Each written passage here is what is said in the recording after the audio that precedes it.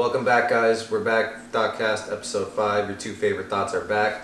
We're here. We're here to just honestly sit down, have a nice little discussion. So, so Alex, again, like I was saying, yeah, the whole no shirt thing. I think that's honestly it's anti-homeless. You would agree to that? I mean, a lot of things are, but I would say like that definitely seems like anti-poor people, I guess. Nah, homeless honestly makes the best sense. It does, because it would make sense that they don't have a shirt on. Yeah, and actually, here's my solution. Honestly, hear me out. Ready for this?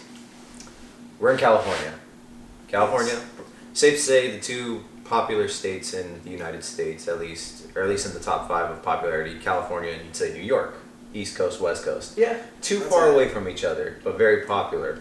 I got an idea. We take the bulk of the Midwest of the United States, all right, move it above Canada. Okay. Built a long, just nice freeway and train track connecting California to New York. Now, you know what that's going to do? That's going to create jobs. You make the homeless live in toll booth operators. I just fucking solved the homeless crisis in America. You can take the E train from the Empire State Building to In-N-Out Burger in 45 minutes. There's no fucking way you'd be able to take that in 45 minutes, man. You could, because the bulk of the Midwest is above Canada. So you moved everything. Yeah, you don't need to stop in between. So what are we doing with the water? Oh, well, I will cross that bridge when we get to it, but I mean, I thought it was a train track, not a bridge. Well, I mean, metaphorically speaking, it's a saying. I'll worry about that when people start asking for water. So you just basically tell everybody, get your shit, and you're gonna move up. You're gonna give them the coordinates, tell them that's where they're gonna go. However, what they do, how they start their new lives, that's on them. They just gotta vacate the premises within 30 days. So I'm thinking about the logistics though. Like, do they each take at least a square foot of land with them? Within their belongings, I'll just take it. I'd be generous. I'd let them take a square foot. We're not gonna just seize everything. It's like, all right, you can take your belongings and stuff. What belongs to you and everything. What you don't want, you just leave behind, and we'll get rid of. So what if they leave behind a child? Is that or could we confiscate the child and make them the toll booth operators too? If they want to confiscate the child, then they probably weren't even fit to be a parent in the first place. Because why would they leave their child behind if they love their child? Why would they leave this country behind if they love this country? Well, this is America. Don't catch you slipping now. Wah, wah, wah, wah, wah. I'm so pretty. Okay. But, see, that's one of those things, bro. I feel like a lot of people, because we were talking about, no shirt, no shoes, no service, right? Right. Well, majority of the people, they're not going to decide to not wear a shirt, right? Because that's a big insecurity for a lot of people, exactly. Being shirtless. Yeah. And that just makes me think, do you... Because I want to talk about insecurities. Do you have any insecurities that you feel or that you're comfortable enough to speak on for the people? I got a few of them actually. The biggest one, I'm being brutally honest. The biggest one's my hairline. Okay. Just kind of what's wrong with it? Beside the fact that it's receding, Is it though? Because I remember you in high school, you had the same hairline. I don't think it's ever went back. I think it's just, I think it's just kind of I don't know, maybe it's all in my head, at some point for that, literally, it's a mental thing. Yeah. But I know because, alright, from what I've been told, balding transmits on the mom's side, and my grandpa, he doesn't, he's older now, so he really doesn't have all but just a few hairs on top. But, looking at pictures when he was younger, he had a good head of hair, just had a mean windshield. So I'm just like, okay, you know what? I could live with that. If you give me I've never heard that phrase for a fucking... Really? I've never heard of windshield. Dude, that's actually fucking crazy. I've been hearing that for years, dude. Never heard of it. And I have a huge forehead. Yeah, well, I do too. Also hearing they're like, damn, Joe, you got a big ass forehead. It's like, yeah, thanks. Add that to a list of things. But fucking, no, yeah. So I'm like, all right, I could live with that. And I know my dad's bald, but fully bald, his hair is just gone, or does he So all right, he has so now obviously he just has he's fully bald. He just has his beard and goatee and shit. But when he's when he just lets his shit kind of just grow and doesn't really he's not on top of his shaving, I've noticed just the sides grow, nothing grows on top. Oh, yeah, shit. so I don't, and he had told, but here's the thing, my dad, from what he told me, and my mom even backed this up too, my dad said he started losing his hair when he was around 18, 19 years old. Oh, he was young. Yeah, and when he was 25 is when he fully pulled the trigger and just went bald. So, And that's just, and he basically never looked back since. Because I asked him one time, I was like, Dad, when did you like pull the trigger? When did you pull the trigger? When did you go bald? And he was like 25. So like, you're about to hit that threshold. Yeah, exactly. Do you think you're gonna like just say fuck it? This isn't an insecurity anymore, and just take the risk? I mean, I feel like you would look hard bald. I've been told that, and I do think my take on being bald is like, you know what? Maybe like. I don't know, I guess now that I'm in my 20s and I still got hair, I'm going to utilize it as much as I can, I guess. But I don't know, maybe when I'm 30, and this is when I'll do it. I don't know yet. Metaphorically, I'll cross that bridge when I get to it. So I feel like it's better to do it younger. Well, I mean, I don't grow out now recently. I don't really, I don't grow out my hair long on top anymore. I'm more open to finally cutting it short now. Like back in, I think it was August is when I finally, I went to the shop, just told Steven, hey, let's just cut the top off already. So, and I'm probably just honestly going to keep it like this now. And I also too realizing, I look better, dude. I do look better with short hair. I'm telling you, if you were bald, it would look dope, right? As long as you keep the beard. If you didn't keep the beard, I'm not. No, this isn't going. You would look anywhere. like a sperm. The only way, right? No, serio. A fucking condom. But like fucking Trojan condom. But like the beard's not going anywhere. I would only like if I had to do it, then okay, fine. Which the only way I would probably really need to is if I joined a fucking cult or like some kind of organized religion that was anti-facial hair, or honestly, if I went back to a fast food job and they didn't have the hairnet option, it was like, no, you gotta shave your beard. All right, fine. But well, that brings us to our sponsor of the video, the Cult of the Condoms, started by 4K Dro and Joey himself.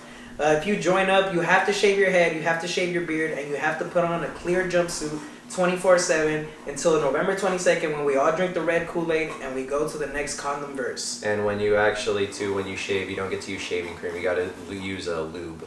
And it's just no ands, ifs, or buts. Just got to deal with it. You cut yourself, that's at your own risk. You hit an artery, a vein, sorry dude, you know what you signed up for. Use code ThotKast at checkout for your clear jumpsuit today.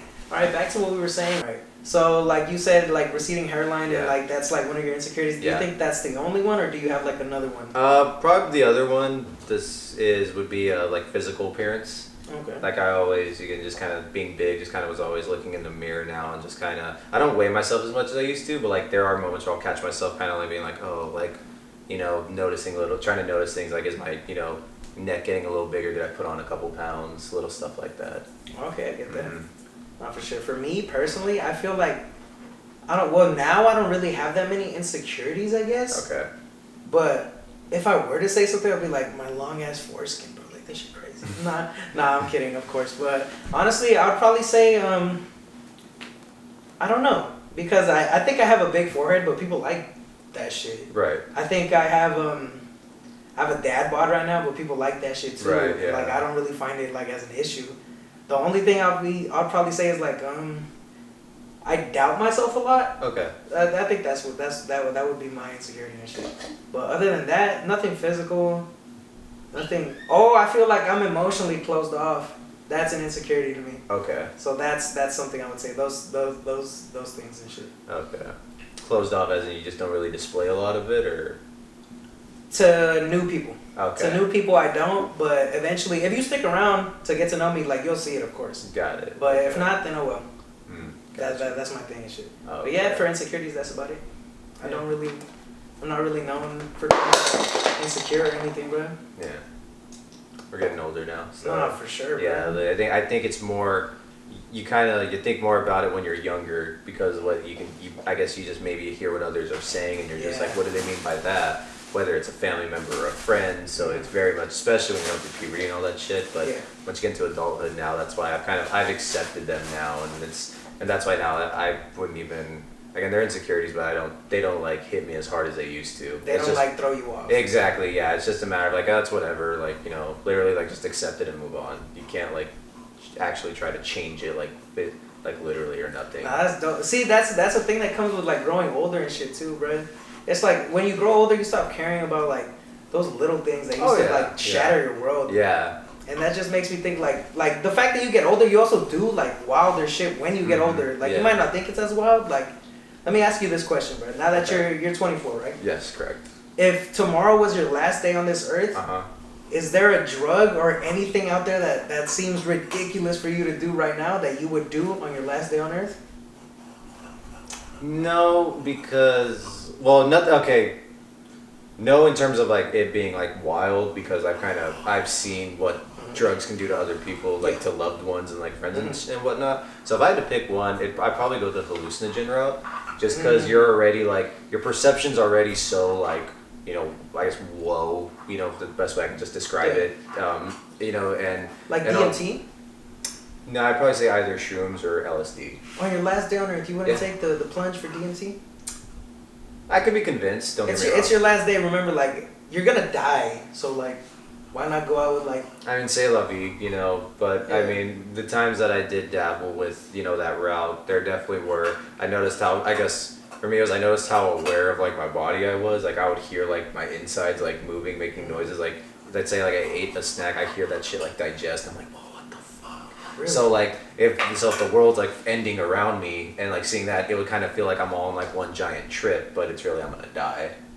But I guess it just wouldn't feel real. That's why I'm like, fuck it, what not? Like, is any of this real? But ultimately, I wouldn't be on planet Earth I wouldn't wake up because I'd be dead. Damn, that's crazy. I like what you said because me, I'm gonna do fucking meth. I'm gonna do heroin. I'm gonna do DMT. I'm gonna do fucking like. You're just gonna go for it then. No, yeah, I'm gonna do everything.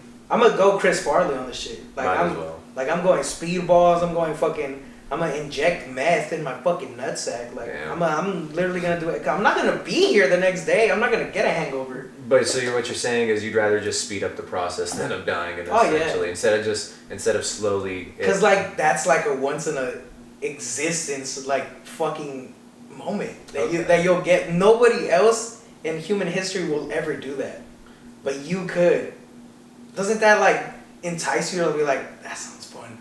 That sounds crazy. I mean, I would probably do it while like I'm on a roller coaster or some shit, like really blast the fuck off the planet. You know what I'm saying? Don't get me wrong, yeah, that is like that.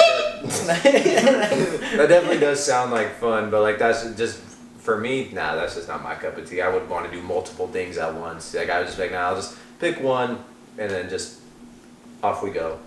I've already lived life. Let's go to the afterlife and see what that has to offer. You know what Jimmy Neutron said though? Got a blast. Yeah. Okay, but like on the topic of blasting off is because like you don't care anymore. So like it's done. Yeah. Another thing that makes me go like fuck it, I don't care anymore is like when I was younger I was afraid to double text because I was like, oh, they're gonna see me as like needy or like blah blah blah. But now it's just like oh, I have this thought, like I'm gonna get it out like right there. Do you have any like inhibitions for like double texting? Like you feel like it's like a bad thing or a good thing? No, I honestly actually. I mean, don't get me wrong. Okay, I've double texted. Obviously, like I'm not perfect, but like I don't see it as a bad thing. And you have honestly, even if you're not texting like a female, if you're just texting like friends or family, you have those who literally send texts in doubles or triples. You got people. Yeah, you got exactly. You got people who send texts in rounds, and you got some who do like who'll give you a big old paragraph. Me, I'll be honest. I will just text depending on how the person is. So like my friends that will text me like in rounds, like back to back to back. I'll respond like back to back to back to each, like unless it's like Yeah, because you text me in rounds. Yeah, too. I'll text you like that because that's how you text. But if you text me or if you text me like a paragraph, like something big, I'll do the same thing. Oh, so you just match people. Pretty much, yeah. So you wouldn't say you have like your own particular style.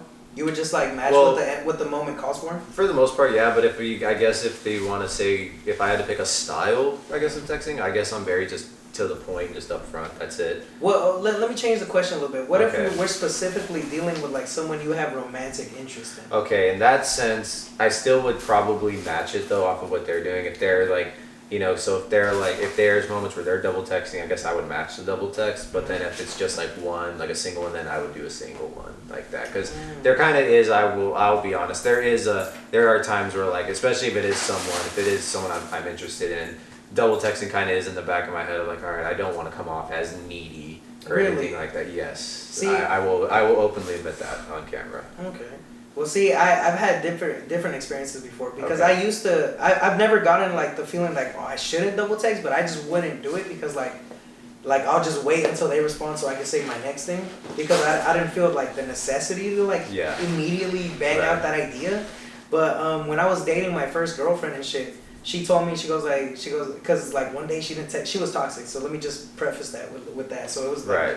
So she had a really fucked up view on it. Okay. Like one day she didn't text me and she goes like, I was waiting for you to text me, see if you cared. And I was like, I wasn't gonna double text you. Like that's just not something I do. And she goes like, well, double texting shows that you care about someone. Okay. And which was just her way to like get me to like talk to her like again and shit. And I was like, oh, okay, sure, whatever. But now I low key like there's some truth in it.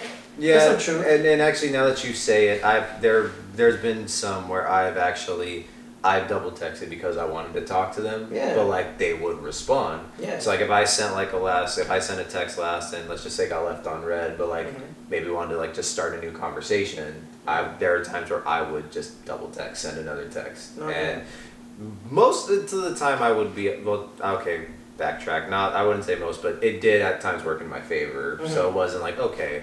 But there kind of is that sense of like, oh fuck, like there's like, that debate of like fuck, okay, and then you press send and it's just like, oh, all right. For me it's a matter of like press send, all right, put the phone away, I don't want to look at the damn thing. Like I'm glad that you said that shit because now I want to get into a next topic that I've had in the back of my mind. Okay. Risky texting. Ooh. Okay. How do you feel about risky texting? Like if you let me go completely off the wall at first so we can scale back in the conversation. Okay. You want to text the shorty that you're trying to beat her doonies down viciously. Okay. Like on some Andre the Giant versus Genghis Khan type shit. All right. How are you reacting after you send that message? Are you the type to just throw away the phone and be like, let me go brush the fucking mountains or like some crazy shit? Yeah. Or are you there like I'm hard body, I'm waiting? No, as soon as I send the text, put the phone away, I don't want to look at it, and I just go back to whatever I'm doing, whether I'm like sitting down watching TV or like, you know, which most of the time if I do that, I'm not doing anything important, I'll be honest. Like I'm at home or something that. But it's literally just like, send it like, all right, don't want to look at it, and like, my phone's always on silent.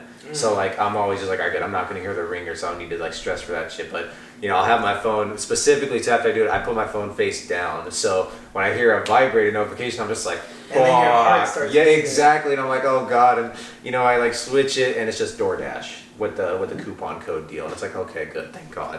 Like, damn, like I'm relieved in a sense, but yeah, they're definitely I'm very just don't want to look at the damn phone as soon as I really. Yeah. Are you because me, when I send a risky text, bruh, I know for a fact that shit gonna get hit back the way I want to get, like, for it to hit back. So I'm waiting there. I'm like, it's like I'm waiting to see my work come back and shit. Right. Like, come on. Yeah, I go like, I want to bust it down. What's good and shit. And she goes like, oh, pick me up at 8 type shit. I'm like, okay. Shit, I'm on. It's probably because like me being such a boisterous person, like I really don't care like if it fails, I guess, because it doesn't really fail. Well, yeah, the worst case is like you get left on red, or just it doesn't work in your favor. I'd say that one. Yeah. I don't usually get left on red. I get left on red all the time. So. Damn. Yeah. But other than that though, like, but don't get me wrong, like even though it's like, okay, I don't want to look at the damn phone, responses have worked in my favor, and I've gotten the response that I was like that I wanted back. Okay. But it's just, I guess, I don't know if I call it habitual, just for me. Like when I say it, it's just like, oh God, like, all right, don't want to look at the damn thing. Honestly, I'll even admit this on camera. Same goes for when if I slide in DM. As soon as I slide in the DM, boop, don't want to look at the damn phone. Really? Yep. Damn, because I used to do that shit too, bro. I used to do that, especially in high school. I used to do that shit all the time, bro. Shit in high school. So. But like now, like I usually just go in the DMs. If they don't respond, they don't respond. No, exactly. And that's how it is. It's always like, all right, the worst case, I get left on red. They don't respond. All right, fine. It's not the end of the world, but just habitually, it's just like send it.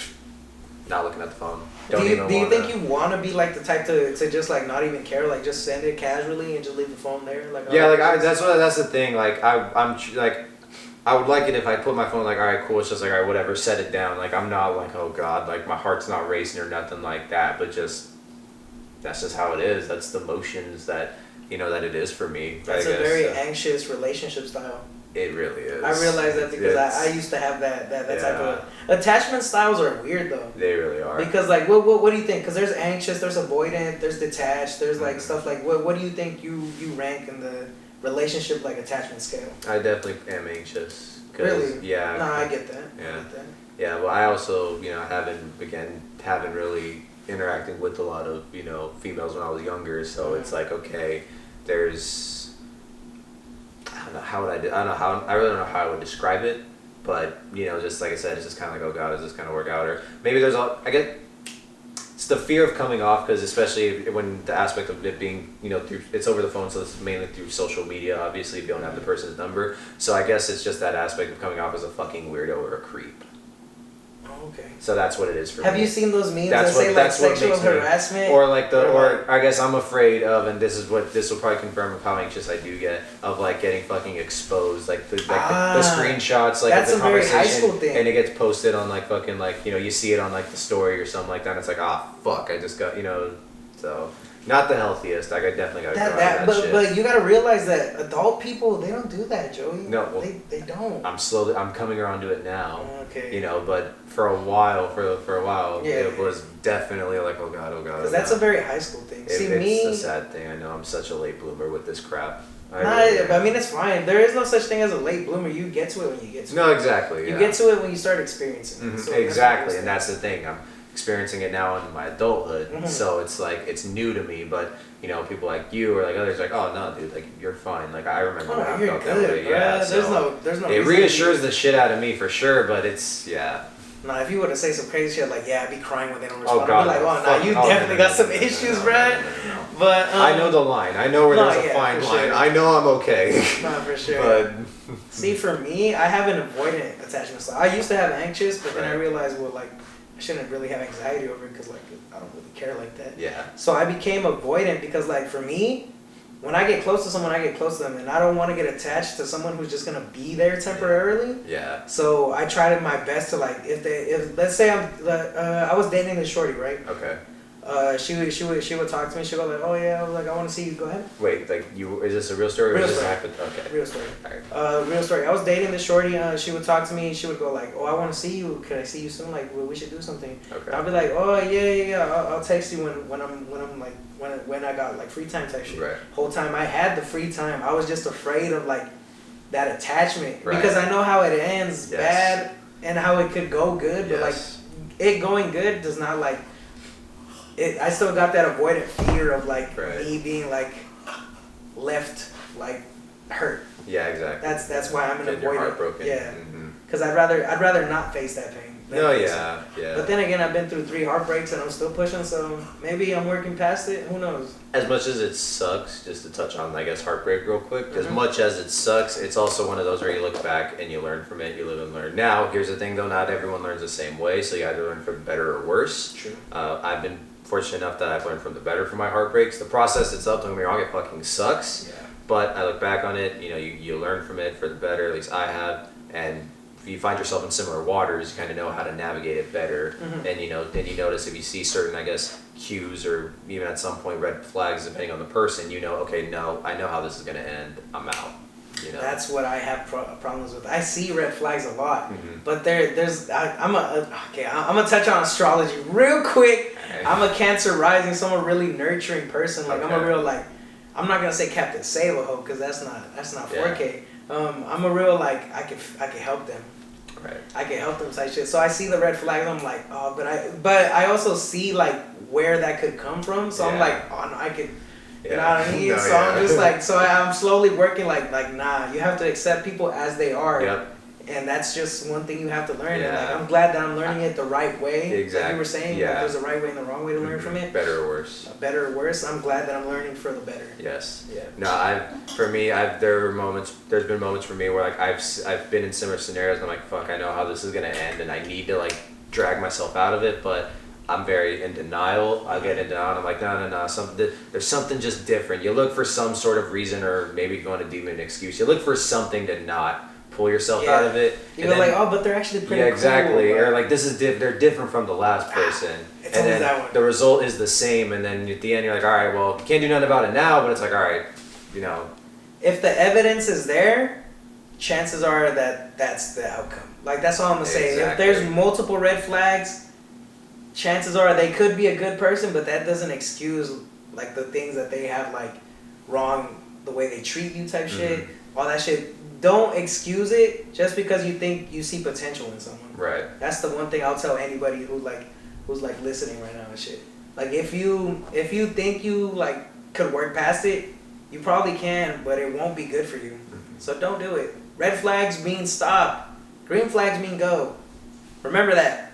Yellow means slow down or speed up, depending on how you drive. Half full, half empty, just like that. Exactly. I don't know though, but you know, again, better or worse, guys. Better or worse, depends on the person. It's just one of those things, man. Mm-hmm. I'm glad we could touch on those attachment styles and everything too, because like that's a very psychological thing. It definitely is. Yeah, and that brings me to the next thing and shit. Because you graduated with a degree from with psychology, right? That is correct. So I'm one of those. You're one of those. Another thing that could be considered a red flag. Right. You know what they say.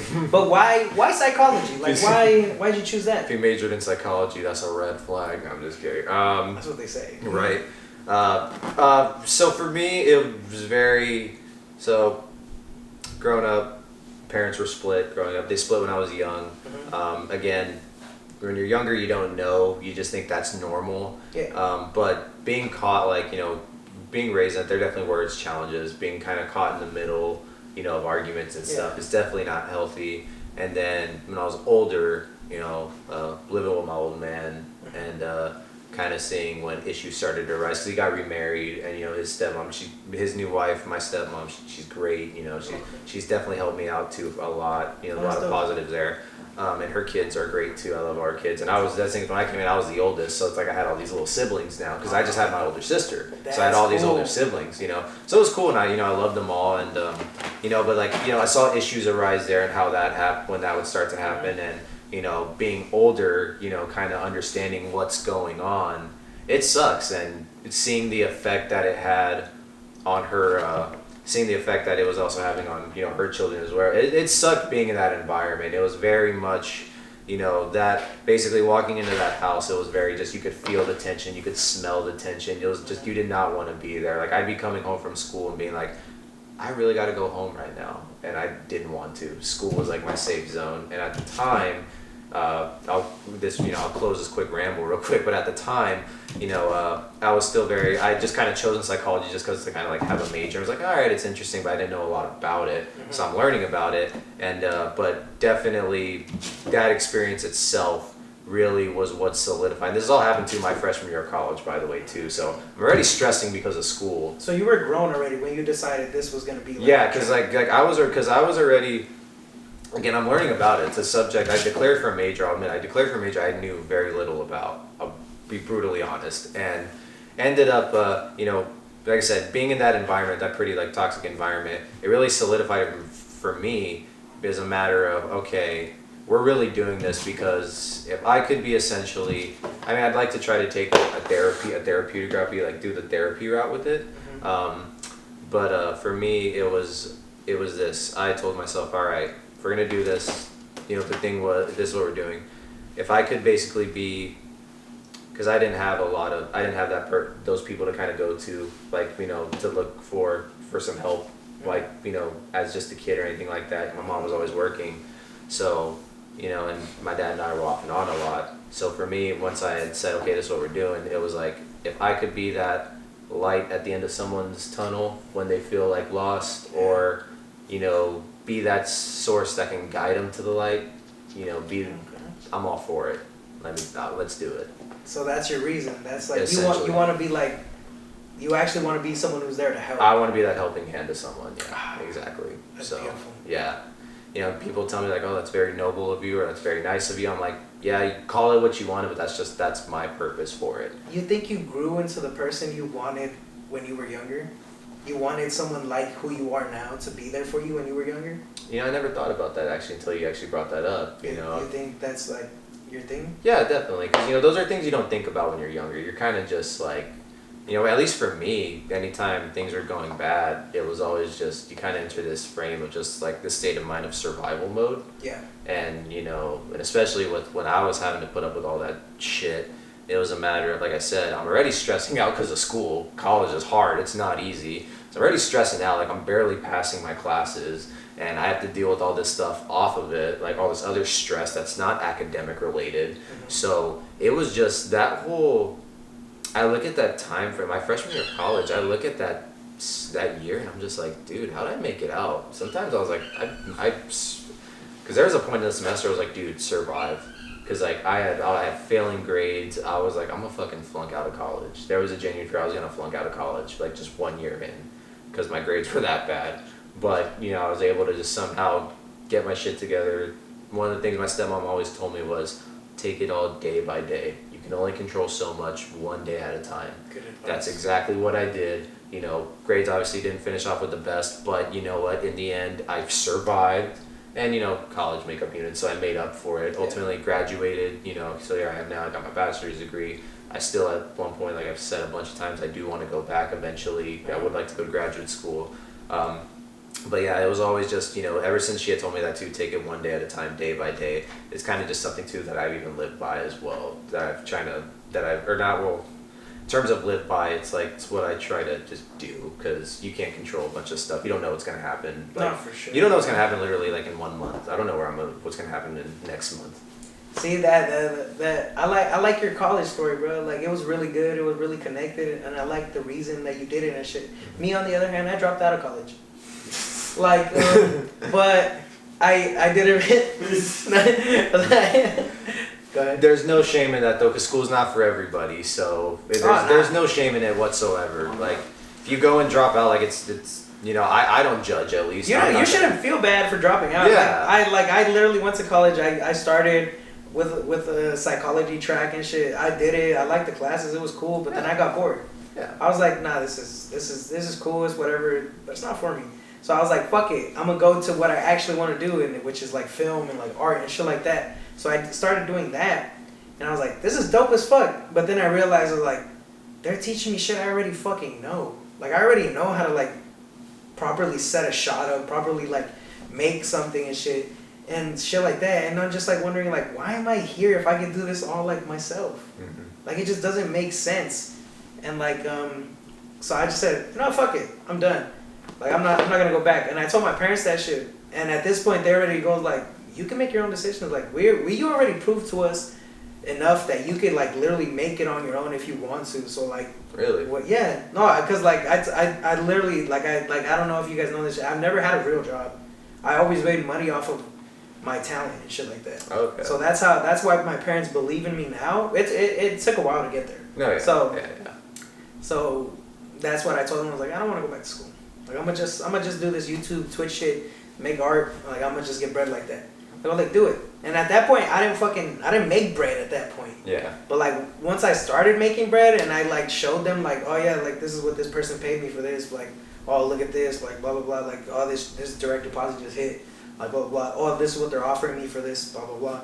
They were like, and they don't understand it because like they're older, so they don't like really know what the fuck is going on. But they go like, you're doing what you want to do, and obviously like there's not a lot of people like you that do shit like that. Like, there's a real finite amount of people who can make it, like, doing that shit. And I just feel like me doing it is dope, but the reason I keep doing it, and the reason like I feel like it's what I do is like necessary in a way. There's people that hit me up and go like, you inspired me to like make my dreams happen. Like, fuck what other people say. Like, just do shit. I'm like, yeah, that's what I want you to like. Cause like, going back to what I told you, being someone you wanted when you were younger. Right. That's what I grew into. That's what I wanted, someone like who I am right now. If I had someone like that when I was a kid, I'd be way happier, way further ahead, and like shit like that. Because I wouldn't have had those questions like, oh, I don't know if I could do it. Now I know I can do it. Now everyone around me knows I could do it. And now like people tell me like, even when I put myself down, they go like, nah, you can do it. Like, what the fuck are you even talking about? Now I don't have to like worry about shit like that. Right. So I just do that shit, make my bread, make my art, make beautiful things happen, and that's what I do. That was my college story. I just left. How long were you in college? For a full year. Okay, so you got 1 year and you're like, alright, I'm out. Yeah, there was bad bitches. That's the main reason why I stayed in a lot of those classes. I'm not gonna lie to you. There was some. Nah, you know what the fuck I'm talking about. But let's talk about that. Any bad bitch college stories you got? Not really, but like I will say though, a lot of my psychology classes though, like that field itself, the ratio of women to men were more girls to guys. So a lot of my classes were all like, like I would be one of maybe like depending on the class size. So if it was like a class of like 30, let's just say a classroom of like 30 to 32 students, I'd be maybe one of like 12 guys, 10 to 12 guys. Yeah, that's how it was. Yeah, so like the males, we would at least pass double digits, whether it was like 10 right on the dot or like 11. You know, that's psychology classes, though, brother. The ratio is golden. I'm not gonna lie, actually, too. I remember it was during my dog days orientation. I remember like when they were explaining, you know, because you get broken off into the groups of your major. Yeah. So in psychology, you know, we're in our sections and stuff, and like the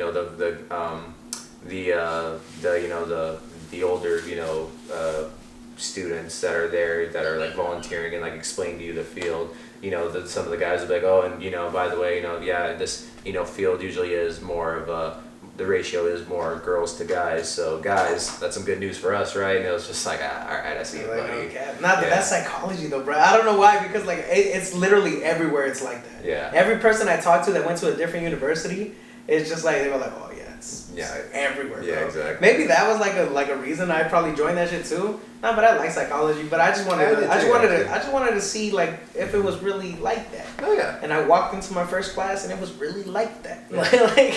Wow. I noticed like, it. No cap. I noticed it more though once I got into my once I got more into the. Because in college, at least in Fresno State, when you start taking your major classes, you do your lower division first, and then you get to the upper division. Upper division basically that's when you get into more specific topics, whereas lower division is kind of just more general. So my lower division days, there definitely was like more of a mix for sure, like an evened out ratio. But once it wasn't until I got to my upper division is when it was like, oh, okay, that's when you really saw the split of like. Does that make you think like men just don't make it that far in the field? I really just think that's just it. I think once they kind of see and get into the specifics, realizing, okay, yeah, they just grow out of, oh, this isn't really what I thought I wanted to do, or maybe it's also a case of this isn't what I signed up for. Like there's a false, I guess just idea of like a concept of it. Mm-hmm. They have an idea of what they think it is, and it's just this, like, i.e., just helping someone with their problems. But then kind of finding out, oh no, there's more. Okay, then this isn't what I thought it was then. And again, two people just have a change of heart and realize, oh, this isn't what I want to study anymore. So, this is what I think it is. Like, I couldn't really give an accurate description on it, but it's just, I do notice it though, for sure. Oh, okay. I did notice that skew more as you move up and get more into the specific topics of things. So basically, what we came to agree on that topic is that bad bitches are in psychology. Yeah, no, 100%. And like that's just a simple fact and shit. Mm-hmm. Do you consider yourself someone who gets nervous around the bad bitches? Yeah. Really? Yeah. I could not relate. Not anymore. But when I was younger, for sure, I would like get flustered and shit. But now, I'd be flustering them and shit. At the time, yes, 100%. But again, older now, and it's like, okay, there's definitely more confidence now than there was. Especially with 4K drone booking. If you want a good ass picture, bro, I'm gonna throw some pictures up of Joey. I'm not gonna edit that. But if you want to book with 4K, bro, just know 4K draw on Instagram. That's all I gotta say. If you want to look good, if you're not booking with 4K, you really don't want to look good. Simple. Simple as that. Simple as that. But back to what you were saying and shit, like your confidence is higher now, right? Oh yeah, most 100%. I actually, even compared to a year ago, a lot higher than it was a year ago. Way higher. Well, what do you attribute like that to and shit? I think finally just kind of.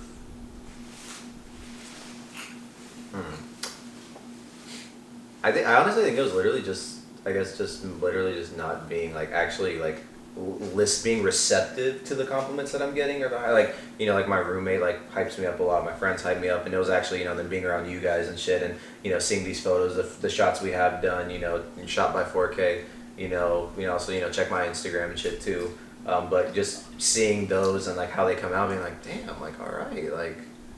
Let's also be 100% real. Not everyone's as good at photographers. No, yeah, exactly. There's photographers and then there's dudes with cameras. Exactly. Like that's all I'm gonna say. Like for instance, like I'll admit, I'm a dude with a camera. Simple as that. I'm a photographer. Exactly. I'm an artist. Exactly. So yeah, definitely just kind of being more receptive to compliments and not just shutting it down like, nah, you're just being nice. Actually going like, thank you. Yeah, exactly. Yeah. Literally accepting a fucking compliment. Yeah. Like just the littlest of things and seeing that what that does. it's a lot of it attributes and just being around surrounding yourself with those people that are that are gonna give you those compliments and not just shit on you and kind of just not dap you up and shit like that and then for sure, and then it helps too when you got a good barber behind you too as well. That's always got you looking fresh. Pena Cuts, check them out. So this is another sponsor for this video. But Gooch waxing. Hey. Next episode. But Steven puts his fucking Pena Cuts. Nah, Steven shit is in the description always and shit. Always, yeah. But no, definitely. Again, just all I'm gonna say is just finally for me, it was literally just being receptive actually and accepting it. Literally just saying, oh, what thank you. Like, yeah, I do look good. That's. I've seen what it's done for my confidence and whatnot. I feel that too. I feel like I went through down that same path too, like actually being accepting of compliments and shit. But there's also you're moving in slow motion. But like you were saying and shit, like you accepted compliments now too, and I was gonna say I feel like I also went down that same path, right? But I also feel like I'm not.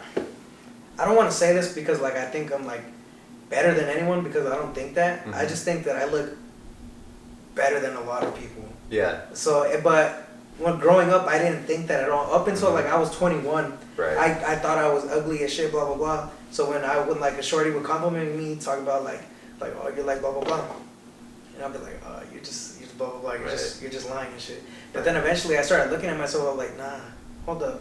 And then I started like really like for the first time like actually like seeing myself how I look.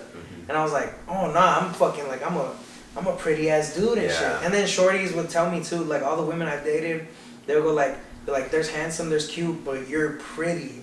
Yeah. Like you're pretty, like that's like A$AP Rocky's pretty, fucking like Harry Styles is pretty type shit. Yeah. And it's like you're pretty. I'm like, ah. And then I was like, damn, like that's putting you in that upper echelon. And I was like, damn, and like every single shorty has told me that shit. Like they call me pretty. I've never been called handsome because I feel like I don't know. I'm not a very masculine person. I get called handsome. I feel like that's a very masculine thing. Yeah, because I haven't been called pretty, but I'm called handsome. I get called pretty a lot, bro. But that's like one of those things that's like the shorty goes like, if a girl calls you pretty, she like legitimately thinks like you're like on some other shit. Yeah. So I was like, okay. So when I learned to accept that shit of myself, I was like, okay. So I started moving different, not in like a way like I'm better than anyone and shit, but like in a way like I like that. So exactly. So like you exude what you feel. Yeah, exactly. That's the energy you're radiating because you believe it. You firmly believe it. Yeah, exactly. Okay, I fuck with that. No, so now I'm just like me unabashedly and shit, and like the people I want to like. There's another thing. If I want someone, I know I can get them. If I wanted anything, I know I can get it and shit. But this is where the growth comes in. You gotta like learn discernment. Like, do you really want that, or you just want that shit because it's gonna feed your ego? Exactly. That's another thing. Like egos, like really, like really will fuck with you and shit. Yeah. Me, I separated my ego. I like diminished that shit because like don't think you're better than anyone because like the next person like it's all about like what your spirit has and like what you are as an individual. Behind closed doors, who are you? Exactly. Like that's what you gotta focus on and shit. Yeah. And that's why I think like I'm a really great person because like I know myself, I know what I'm about, and like I just think like I'm really like up there and shit because like who I am as an individual, not looks based wise and shit. I just think that's a plus. No, yeah, for sure. I'd be busting on bad bitches. Yo, shout out every ex I've had because they've only been bad bitches. That's all I want to say. I got good taste. To our actually too, if I'm gonna just touch on this like real quick, like to our earlier in the episode about like insecurities and shit, and how I brought up my second biggest one was like physical appearance. Once I accepted that more, and again that was another aspect of my confidence growing. I'd be like, yeah, no, like I'm a good looking dude, I'm a good looking motherfucker. Like that's definitely that attributed to it as well. Oh, don't get me wrong too. There are times where like I'll have a little bit of everyone's got an ego, simple as that. Everyone's got an ego, and there's times where like my ego will show a bit, but for the most part, I'm not honestly be like, oh yeah, I don't walk around with that whole I'm better than you attitude. That's fucking stupid. No, that's, I don't know why. That's a fast track to getting like. Get your ass beat, honestly, but. Nah. Well, not necessarily. I could fight. Nah, I could fight, you know? Yeah. But. I'm not saying you can't, I'm just saying people who carry that. No, it's not. I wouldn't say like to get your ass beat. I'd say like it to shatter your fucking perception. That's better. Yeah, there you go. Because somebody will come around and be like, "What do you actually have to offer?" Exactly. Yeah. Like that, and then that'll make you question yourself, and then boom, like you have nothing. Exactly. Immediately. Then your ego's legit shattered. Yeah. So like, think about that shit. Like you're not better than me just because you look like fucking Channing Tatum, bro. No, exactly. First of all, Channing Tatum's white. Nah. I just want to say that. Shout out 22 Jump Street. Love that movie. That was good. My name's Jay, but Samuel. Boots and Swiper. Is that what he says in the movie? Yeah, Fuck, I need to rewind. Let's talk about for the last segment of the episode, bro. Can we talk about like formative movies in our younger years, bro? Because like we went to high school during a time where like the most influential Migos was popping off. R.I.P. Takeoff, bro. We miss you. But Migos was blowing up. Like they became big in that time frame. Lil Uzi Vert, fucking Lil Yachty. Fucking J. Cole dropped Forest Hills Drive when we were in high school, Good bro. Kid, Mad City, To Pimp a Butterfly. Culture. Like I was already at high school when Culture dropped. I was still in high school. But like, think about it, bro. Like those shits, like they literally like. People look at that shit now as like the good times, and like we lived through that young in high school, bro. Like just like and I wish that time though, at least in terms of music, I wasn't fully like aware musically as I am now. I was I guess a late bloomer because streaming services still weren't really around at the time. I didn't have internet, so I couldn't illegally download music like everybody was doing. Like I would just take my phone to school and download it. I was literally I was getting music literally like I would get an iTunes card, whether it was as a gift, whether it was like my birthday. You would buy them? Because that's what I'd get for like as a gift for like Christmas from like some of my aunts or like my birthday. So I would just go and like just get the music because it was like $1. So I was like, all right, fine. But I didn't know about all these services at the time. I didn't. And then, because they weren't as big. Yeah, and then once, obviously, like, I mean, I have Apple Music, but like when Spotify and Apple Music came out and then found out about those, I was like, oh shit. I was like disappointed in myself on how behind I was on music. Oh yeah, like very, very disappointed. I can just imagine what like it was like you opening like I was genuinely pissed off, dude. Genuinely. I was like, I was just like, Joey, what the fuck, man? Nah, because it was some great music, I bro. know, like, dude. Oh my god. When they said Rocky dropped fucking Problems with 2 Chainz, Drake and Kendrick, it's just like, You didn't hear that when it dropped? I heard it when it dropped, but like... But you didn't really understand? Exactly, no. Damn, bro, that song was crazy. I love Bad Bitches, that's my fucking problem. That's how detached I was from music in high school. I wasn't... That's crazy. Yeah, that's really crazy, bro, because like we were so lucky. I'm not even gonna lie. I wish I could go back just to experience like how the culture was and shit. Oh, no. Because like the music dropping, bro, like the movies dropping were crazy. Yeah. Like the shit that people look back like, oh, they need to bring that shit back. Like we saw it when it came out, and a lot of people hated on it. Like, don't even lie. There's a lot of shit that be like, it's not that good. No, yeah. But like now they look back at it like, oh, it's a fucking classic. Oh yeah. But we were there, bro. We experienced it for what it was and shit. And it was dope. I thought it was like, what a time to be alive, bro. Like that shit dropped. Like Digital Dad. Bruh! No, like, man. Oh, I thought it was a drought. Like, oh my, like I just fuck your bitch in some Gucci flip flops. That shit was during when we were in high school, bro. Like that was crazy. I don't want no liquor because I've been sipping that dirty. Like, oh my god, bro. Like that the life of Pablo. The life of Pablo, bro. Literally, Kanye's one of Kanye's best works, and it's like, oh my god, like it was really a time to be a part of the culture. Oh, yeah. Like it was amazing. Damn. Crazy. Well, we talked about music, but like, what movies though exactly for that era like stuck out to you? Okay, like 2014 type shit. Okay. Shit. 2014. That was your freshman year then. That was my freshman year. Yeah. So this is my junior year.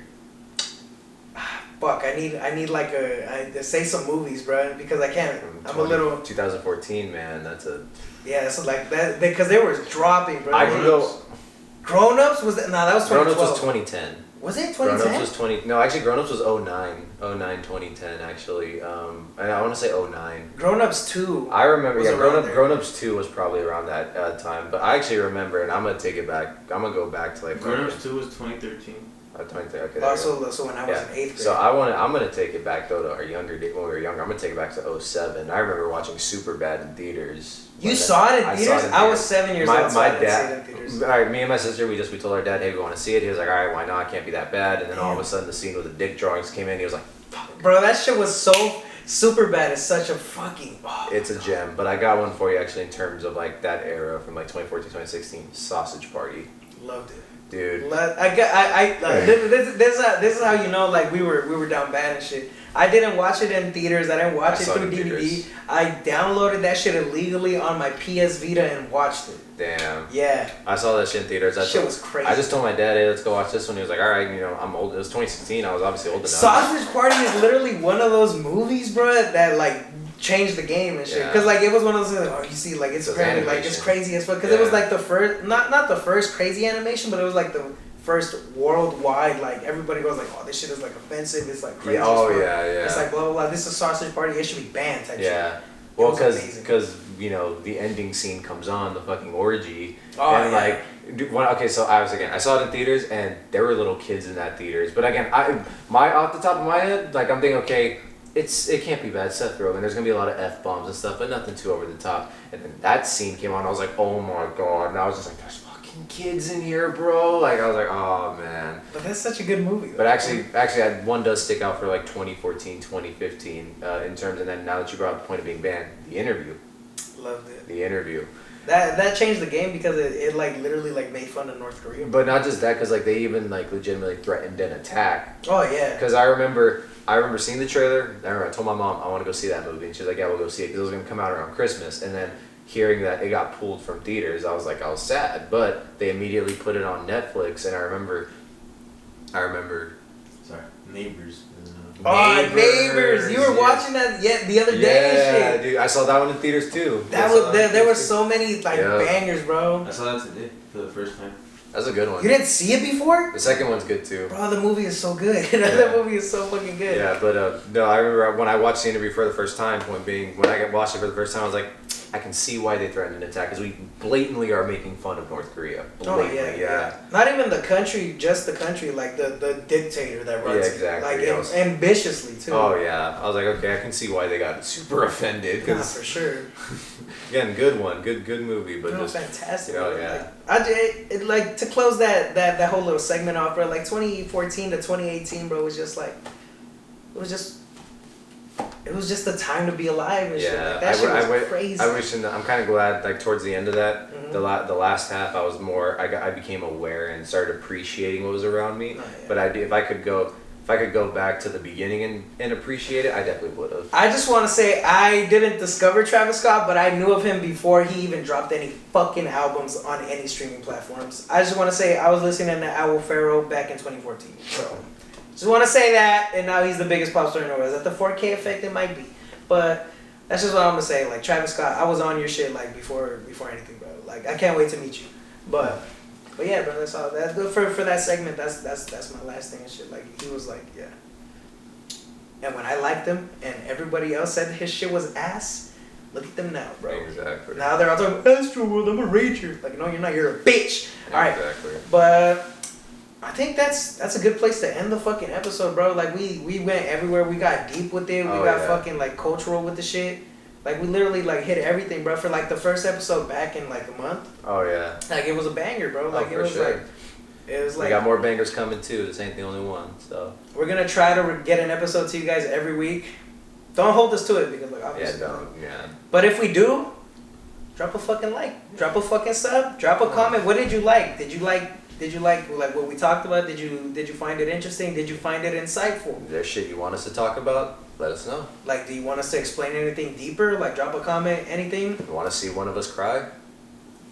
That might have been. It was close today. Yeah. But yeah, just leave a comment for your favorite thoughts. And this has been the ThotKast, episode 5. Episode 5.